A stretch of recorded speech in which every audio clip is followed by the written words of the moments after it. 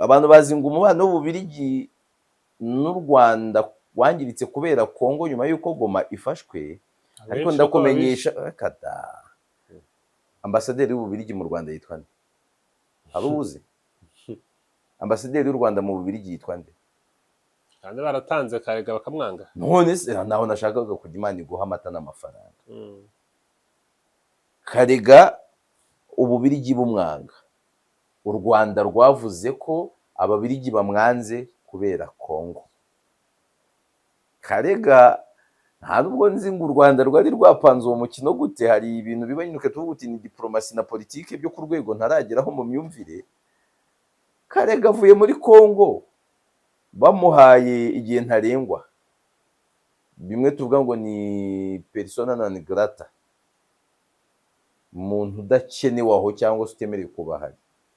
Anyuze i Brazzaville mu buryo bugoye ageze mu Rwanda, kandi u Rwanda rwari ruzi iby'uwo mubano w'Ububiligi na Kongo. Sitire bati wa mu Bubiligi ni ukugerageza Ububiligi.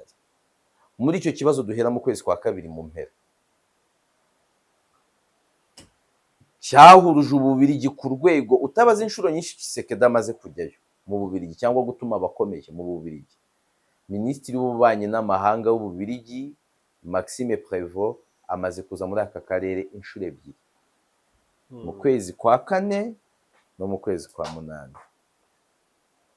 Mu nshuro iheruka yo mu kwezi kwa munani, Maxime Prévost yavuze ibintu bikomeye. Ibya otani simbona, ziriya ndege za otani, ibirindiro bya otani n'ibindi Ababiligi babikoresha, otani itabizi ko bagiye kubikoresha mu nyungu zabo. So byaba bivuze ko icya kabiri nkurabura kandi kantu, Kongo imaze iminsi iri kure mu mubano na Ukraine, ahubwo no kuri iyi ngingo Kongo niyo ntambara y'isi kuko irimo isi yose. Izindi ntambara yasangaga ngo ni isi, nkibaza nk'ahantu Botswana yagereyemo, nkibaza nk'ahantu u Rwanda rwagereyemo, nkona biragoye. Wanareba mu bakomeye mu isi ntabwo yarimo abantu bose, ariko intambara yo muri Kongo irimo Amerika, irimo Ubwongereza, irimo Ubufaransa, irimo Canada, irimo Ububiligi, irimo Ubushinwa, irimo Uburusiya, irimo Kazakhstan, irimo Azerbaijan, irimo Ububiligi, irimo Uganda, irimo Afurika y'Epfo, irimo Kenya, irimo Burundi n'u Rwanda.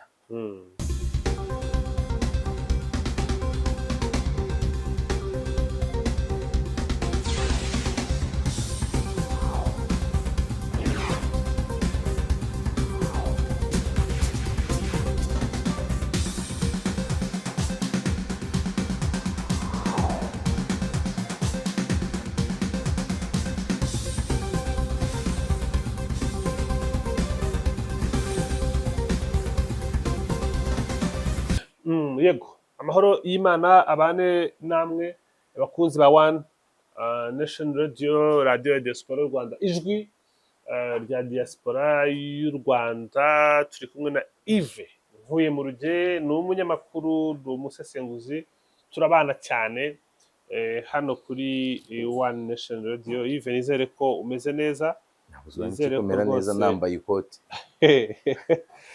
Si ubwa mbere umbonye mu ikoti?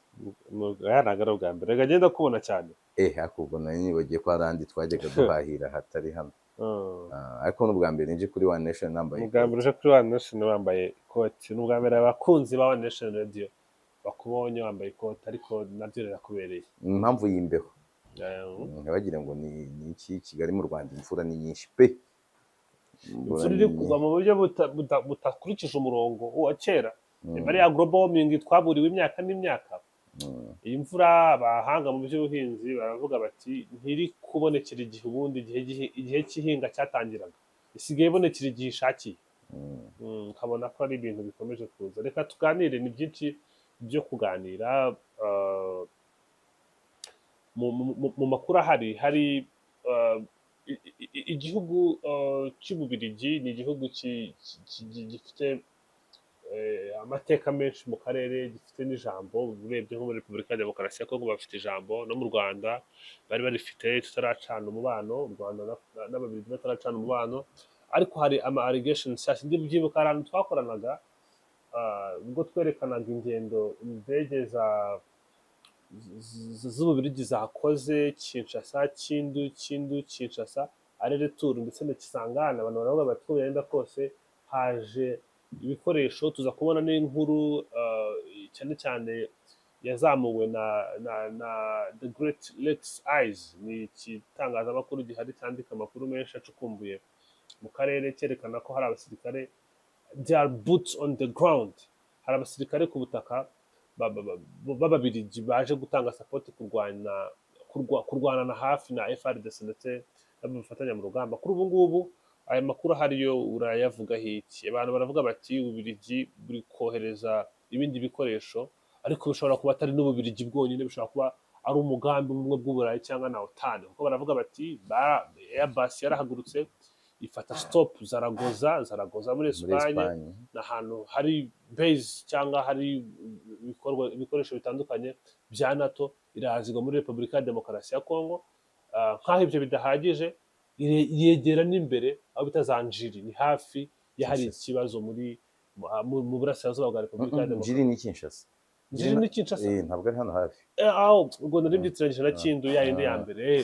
Kindu ni hano hafi. Kindu ho yego ni hafi y'ikibazo, ariko Njiri ni Kinshasa.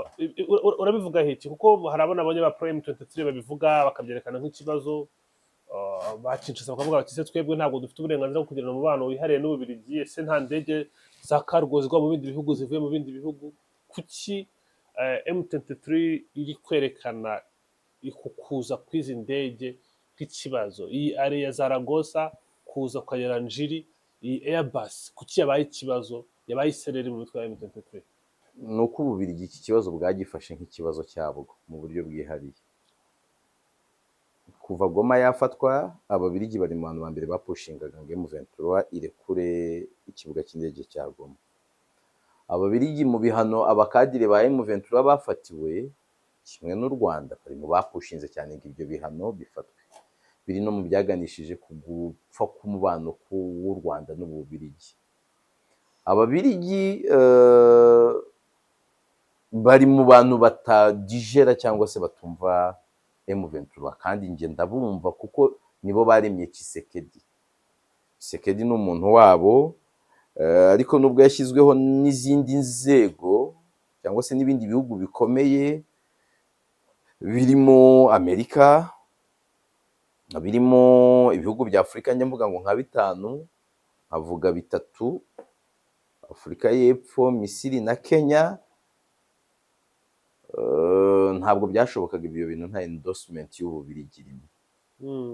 Ariko noneho nyuma Ababiligi ubona ko aribo bamubereye pare mu mitegekere n'imyitwarire ye, no kumenya uwo babana n'uwo bataza kubana.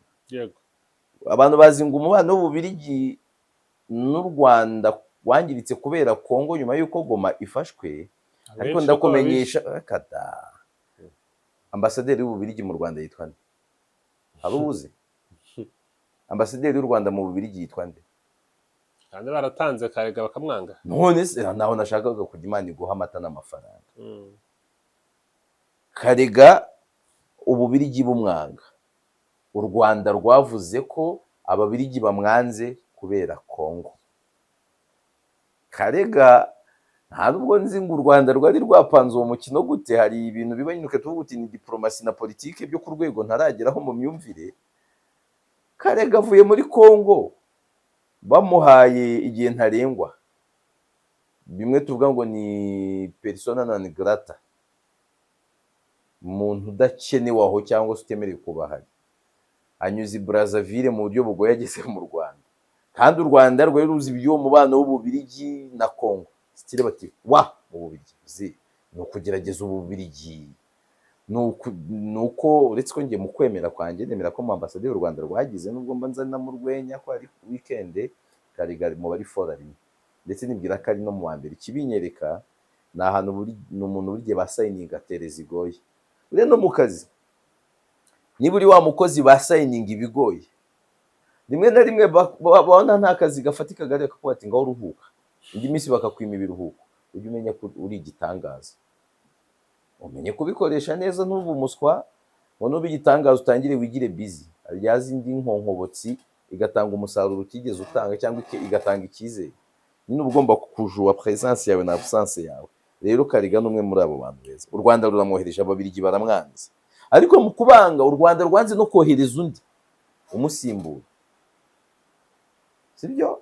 Ambasade icyo gihe ziba zigikora n'umubano uba uhari, ariko nta ambasaderi uhari. Ni ikikwereka ngo umubano still wari ubambye ku musaraba. Mu kwa gatatu cyangwa ni mu kwa kabiri kwa 2025 umubano barawushyingura, wahise upfa, noneho bawushyingura mu buryo buri yani ceremonial, dead and buried.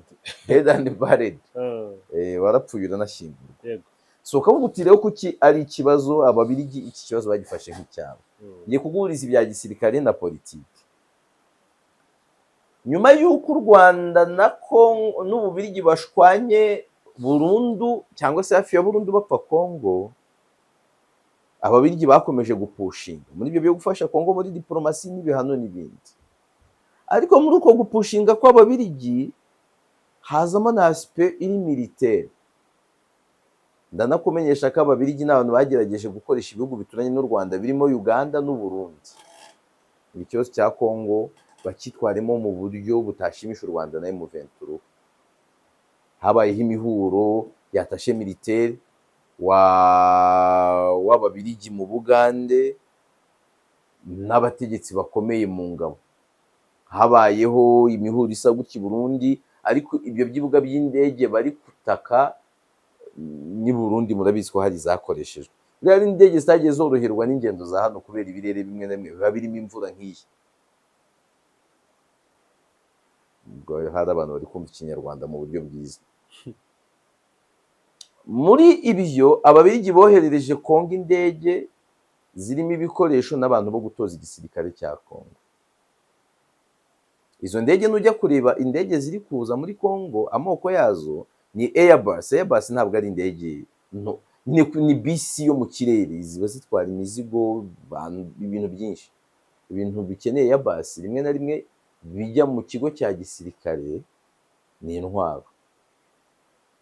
Falcon ya gisirikare, Falcon si indege isanzwe, niyo mpamvu buriya na Perezida Habyarimana yagendaga muri Falcon. Ntabwo ari akadege, biri muri ubwo buryo. Ababiligi barashaka gufasha Kongo mu bya gisirikare, ubwo usubire muri za deals no kuvuga ngo babashakira drone muri Union Européenne n'ahandi. Aho hantu hakoboza kuki Zaragoza, kuki buretse aho niho nshaka kugenda, ashaka kwanza gushyiramo akantu ka politike, nkahita ngaruka mu bya gisirikare. Muri icyo kibazo duhera mu kwezi kwa kabiri mu mpera, cyahuruje Ububiligi ku rwego utabaza inshuro nyinshi Tshisekedi amaze kujyayo mu Bubiligi cyangwa gutuma abakomeye mu Bubiligi. Minisitiri w'ububanyi n'amahanga w'Ububiligi Maxime Prévost amaze kuza muri aka karere inshuro ebyiri, mu kwezi kwa 4 no mu kwezi kwa 8. Mu nshuro iheruka mu kwezi kwa 8 Maxime Prévost yavuze ibintu bikomeye. Yavuze ko Ububiligi butemera uburyo M23 ahantu yigaruriye ihafata nk'ahantu hayo mu buryo bwa burundu, ko ibyo batazabyemera. Kutabyemera harimo ko gukoresha inzira za diplomasi n'iza gisirikare. Ububiligi buri kurwana ku ruhande rwa Kongo. Icya kabiri, avuga ko ikibazo cyo muri Kongo agiye kukijyana ku meza y'Abanyaburayi. Iki kibazo ndakivana aha njyane ku meza y'Abanyaburayi. Aho rero mvuga ngo yavugaga kukijyana ku meza y'Abanyaburayi, nuko ibaza ngo Abanyaburayi yakibashyiriye ati diplomatically none military irarabireka. None se igira nde? Otani ntabwo ubuyobozi bwayo buri mu Bubiligi, ubuyobozi bwa Union Européenne ntiburi mu Bubiligi. Ejo bundi muri za nama zari ziri kubera mu Bufaransa ntabwo wabonyeyo Kaja Kallas, si kibamba muri Union Européenne. Maxime Prévost amaze guhura na Masadi Boros kangahe? None si izo ndege zo muri Otani yava mu Bubiligi, wenda mu Bubiligi kuko agenzura yaguruka ikirere cy'Ububiligi abandi muri Otani batabizi, none ikajya mu Zaragoza muri Espagne ahari firidi ya Otani, byarangira abandi bantu muri Otani batabizi. None se did you see them contesting ibyo bintu bavuga ati no, we are not in consent with this and that? Did they didn't. Sibyo? Mfite impungenge rero ko Ababiligi n'abo banyaburayi baba bararangaje abantu ngo ibintu n'ubuhuza abantu bakajya mu buhuza, ufite imbaraga ntanafata umuntu ngo tunga yimare mu mwuka, mugani wa Evode ngo amurase amatwi, tukazisanga ahubwo abantu bari gutegura intambara kandi bafashijwe n'ibi bihugu. Ive, ni ikibazo gihari kiri mu karere, kirimo abakteri bo mu karere, ariko abantu benshi b'abasesenguzi bemeza ko amaboko anaremereye ari ayava hanze. Niba uvuze ko yajyanye ubutumwa bwa Kinshasa akajya kubugeza kuri Europe na OTAN nk'abantu bari kumwe, nibyo nkeka, ni metero zuri gutera, ni metero nkeka, ariko ibihano niyo Européenne yabifashe ibisunikiwe n'Ububirigi, ibyo yafashe, kuko Ababirigi baranavugaga bati abantu bari kutwitambika ni Abafaransa, birangira hari undi muvandimwe w'u Rwanda w'Iburayi witwa Luxembourg amambere witambitse, nyuma haba ibindi mu bundi buryo. Aho nganisha ikibazo cyane rero nkakubwira nti ibya OTAN simbona, ziriya ndege za OTAN, ibirindiro bya OTAN n'ibindi Ababirigi babikoresha, OTAN itabizi ko bari kubikoresha mu nyungu zabo. So byaba bivuze ko icya kabiri nkurabura kandi kantu, Kongo imaze iminsi iri kure mu mubano na Ukraine, ahubwo no kuri iyi ngingo, kandi uko kure mu mubano na Ukraine ni uburyo bwo gusiganwa n'Abarusiya. Ibyo rero nabyo byakurura Ababirigi, cyangwa se Ukraine yabisunikirwamo n'Ububirigi. Ukraine ikaba yaza gufasha Kongo mu gisirikare. None se Ukraine muri Afurika nta bihugu iri gufasha mu gisirikare? Niko bizi jye mu ntambara yo muri Sudani. Mama ye, erega dore ukuntu ibintu biba bimeze. Igihugu kiba gikomeye mu buryo bw'igisirikare, gifite intambara ikizonza ko gifite n'izindi kirimo. Ujya kugura intwaro mu Burusiya urebe ko batazikugurisha, kandi bari mu ntambara ikomeye kurenza izindi. Bari kohereza intwaro muri Venezuela. Ibihugu nuko biba bimeze. Ukraine iri muri Sudani mu buryo buri active, kandi yahaje kubera icyo yita kurwanya Uburusiya, ndetse yari yanatangiye no gukomanga muri za Niger, irashya. Ako muri Sudani yo bariyo rwose official. So icyo mbaza mukandaje ntibaze mpuza n'ivyo nabonye White House itangaza kuri kampani zicukura amabuye y'agaciro z'Ubushinwa bazishinja ibibazo bitandukanye. Kongo rwose irimo actors benshi, ariko narakubwiye nti iyi niyo ntambara y'isi, izindi barabeshyaga. Kongo niyo ntambara y'isi kuko irimo isi yose. Izindi ntambara yasangaga ngo ni y'isi, nkibaza nk'ahantu Botswana yagereyemo, nkibaza nk'ahantu u Rwanda rwagereyemo, nkona biragoye. Wanareba mu bakomeye mu isi ntabwo yarimo abantu bose, ariko iyi ntambara yo muri Kongo irimo Amerika, irimo Ubwongereza, irimo Ubufaransa, irimo Canada, irimo Ububirigi, irimo Ubushinwa, irimo Uburusiya, irimo Kazakhstan, irimo Azerbaijan, irimo Ububirigi, irimo Uganda, irimo Afurika y'Epfo, irimo Kenya, irimo Burundi n'u Rwanda. Cungira hafi aho, cyangwa rukaba involved mu buryo buri indirect, maze warangiza ngo habaye izindi zisi. Intambara y'isi iri hano, ahubwo nuko isi iramuvinze. Imyaka 80 ishize ni myinshi, hahindutsemo ibintu byinshi. Mu myaka 80 barwana mu ya mbere y'isi, nta internet yari ihari.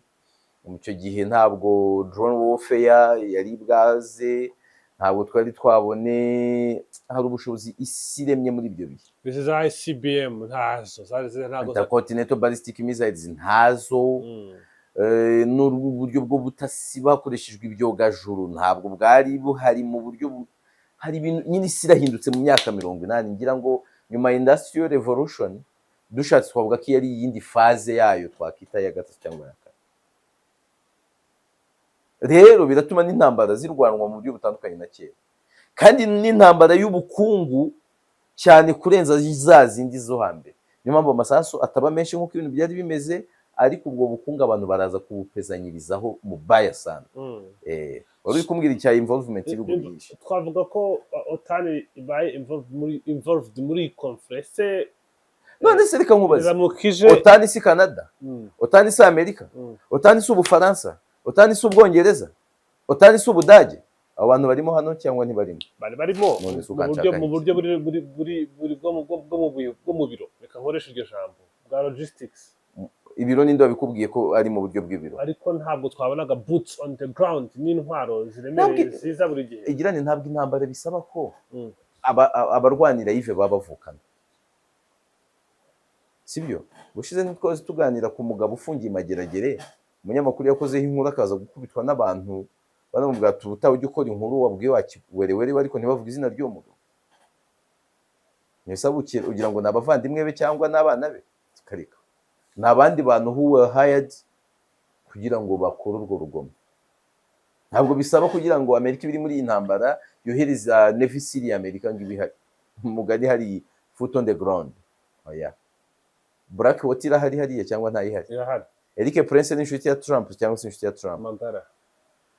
Warebye se ko Guy Kabombo Mwangiamvita minisitiri w'ingabo muri Congo ari muri za Burkina Faso na Niger, ntabwo yagiye gusaba ubufatanye se akanababwira ko ashaka ubufatanye n'Uburusiya? Imyigaragambyo yagiye ba muri Congo bamanura amadarapo yabo mu burengerazuba n'iki, ntabwo baga bazamura y'Uburusiya? Irahari ntabwo ihari? Abarusiya barahari ubwo cyangwa ntibahari? Ntabwo bisaba ngo tube tubona Navy Seal y'iki. Abarusiya bashobora kuza hariya.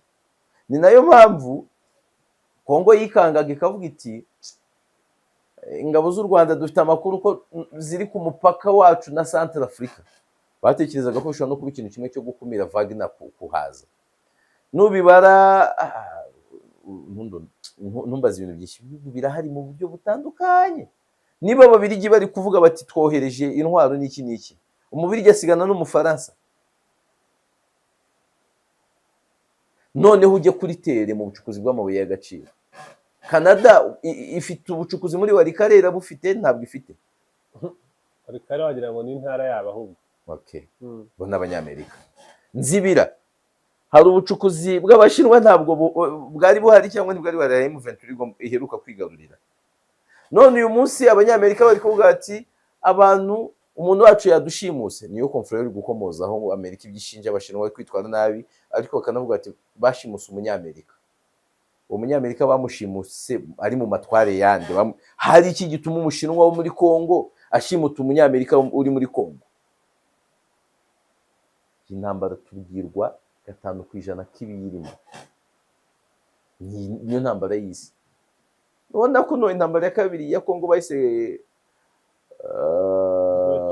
Great War of Congo, of Africa, Great War of Africa. Izi ni World War. Ibihugu byose birimo. Noneho ubwo nturi kubibara ngaho uri kubara ngo foot on the ground. Muri Kongo hari ibihugu, hari ibisirikare bingahe byo muri Afrika bihafite ingabo? Uri kubara ibyo bihugu bindi kutabara MONUSCO, ntabwo iri involved muri intambara. Amamaye ni intambara ikomeye kandi irimo ibihugu byinshi. Niyo mpamvu nyavuga ngo mu ntambara ziri mu isi zikomeye, iyari ikaze ni iya Israel na Palestine hagakurikira iyo muri Kongo. Ariko iyo iriya ya Palestine na Israel ntabwo yo nyiti y'isi, ntabwo yari y'isi. Abantu bakatavuga ati none ukavuga ko ikaze kurenza y'isi se? Abakunda umupira igikombe cy'isi na Euro n'irihe rushanwa riba rikomeye rigoye kuritwara kurenza irindi cyangwa rikarekani Euro ibikomeye kurusha icy'isi. Nese icy'isi kiba kirimo amakipe 5 ya Afurika cyangwa arenga, uvuga agiye no kujya arenga. Hari ikipe ya Afurika uzi yajya nko muri Euro basi kikarifiye. Haba ari ama ekipe menshi yo muri Euro yabuze icyo kujya mu cy'isi, ariko yaza mu cy'Afurika akajya anagitwara kare. Gutwara Euro biba bikomeye, wenda icy'isi gishobora na facteur bishobora kubihindura mo gato, bishobora kuba nka Argentine bishobora kuza kabiri mu bihe byiza. Nk'ubu navuga ngo kuva muri 2002 ikipe itari Burayi yatwaye icy'isi Argentine gusa. Bikwereka ko nyine uburyo aba ari nk'ihame n'ubushatse wahita uvuga uti icy'isi cy'umwaka utaha ukatubara ko kiri hagati y'Ubufaransa, Espagne na Portugal, kandi ugasanga iyo prediction ntizajya kuri rero hari ibintu bishobora kuba byiswe iby'isi, ariko ntabwo ari intambara yo muri Kongo. Ni iya kabiri nyuma ya Israel na Palestine mu gukomera. Israel na Palestine ikomeye atari y'isi kubera involvement y'abantu bari aho ngaho n'iki n'abandi batayirimo, ariko kubera ideology. Intambara ishingiye kuri ideology idashira kumyemerera. Yego, iriya rero ntabwo ari intambara yashira, iyo ntibishoboka. Ya Kongo igakomezwa n'abayirimo n'ubutunzi bwahiri kubera. Ahandi kubera ni ahantu hanafite uruhare runini cyane muri iyi ntambara. M23, Dr Oscar Barinda, Bertrand Bisimwa, aba bose ba Lawrence Kanyuka bavuga, baba bari confident bavuga ko bahagurutse ngo barwanire uburenganzira bwa bene wabo babushijwe imyaka n'imyaka, ariko se ubu iyi cause ntishobora kuburiramo kubera ko iki kibazo kirimo abacteurs benshi nk'uko uri kubitubwira? koze ya AFC M23 icyo bavuga barwanira kuri iyi nshuro, yego ntabwo mbona ikibazo bakirangira bageze kuri koze, ariko ko n'ubundi ntaho n'intambara irangira bazazana karuma cyangwa penikira abantu bakonsoma iyo nyuma y'igihe runaka intambara yongera ikomeze cyangwa se ize mu bundi buryo, cyangwa bizanabaho iteka ryose ikibazo kidakemutse. Hari igihe ibintu bibaho abantu bakavura uburibwe ariko indwara ukabana nayo iteka ryose. Koreya ya ruguru na Koreya y'epfo hari ubwo baheruka kurwana kuva mu 1953, ntabwo baheruka kurwana, ariko nta masezerano bafitanye arangiza intambara. Ni ukuvuga ngo kiriya kibazo ntabwo kigeze gikemurwa bahereye mu muzi, root cause ntiyakozweho, ariko ntibarwana, barashyamiranye.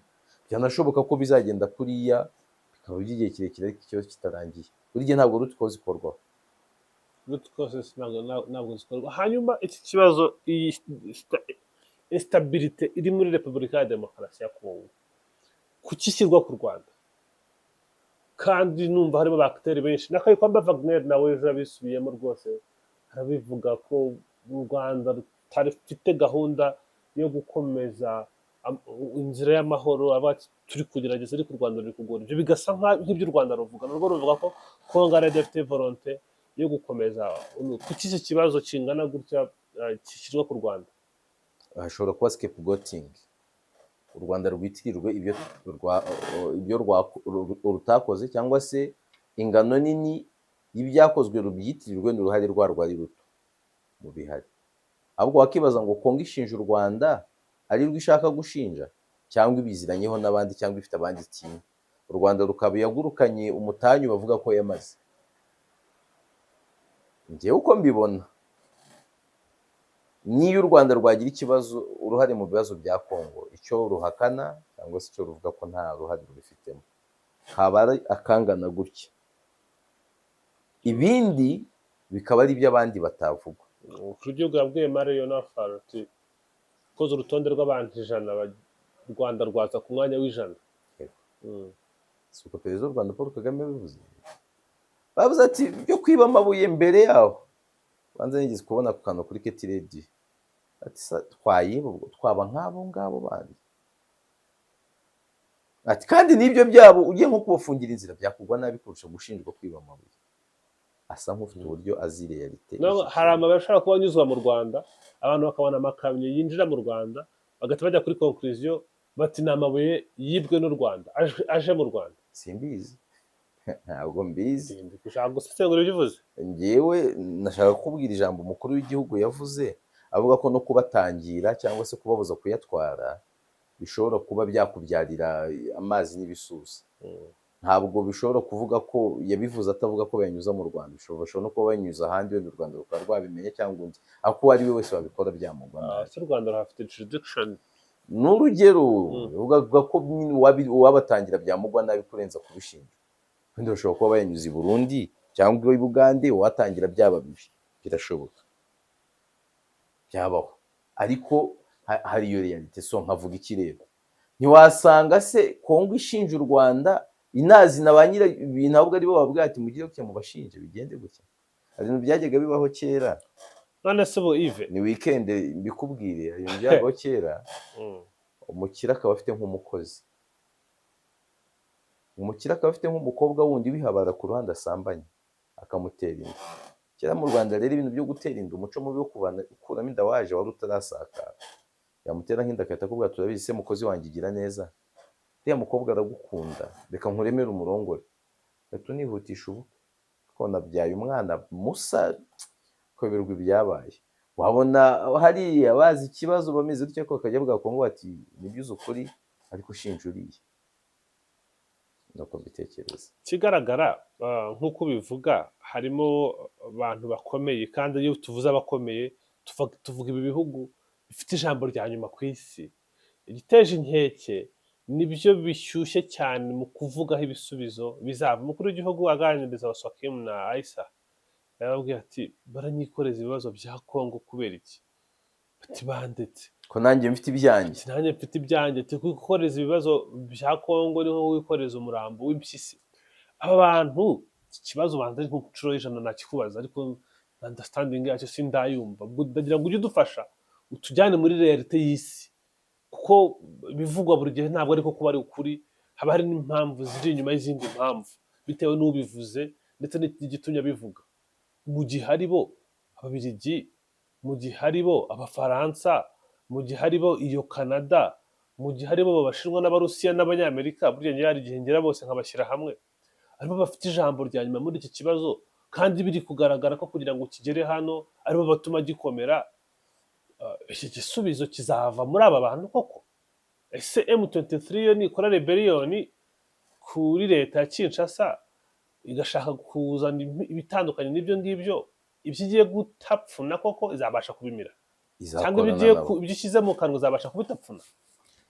Aba bantu igisubizo nibo kizavaho. Amusore tuseyiso niba igisubizo kizavaho, ubwo nimba ariho kizava, ariko si bo cyakabaye kivaho. Kizaba ari igisubizo se ku kibazo, cyangwa kizaba ari igisubizo ku bibazo bafite?